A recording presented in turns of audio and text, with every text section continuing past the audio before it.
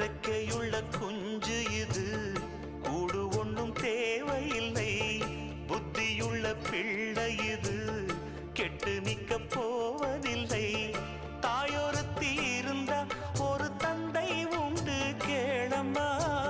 தந்தை ஒண்ணு இருந்தா பெத்த பாட்டி இன்றி போகுமா?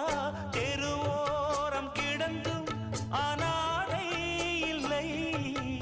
உறவென்னை வெறுத்தால் தினம் தருவேன் தொல்லை.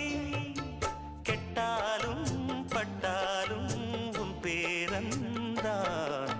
என்னடி ஞான பெண்ணே, உண்மை சொல்லடி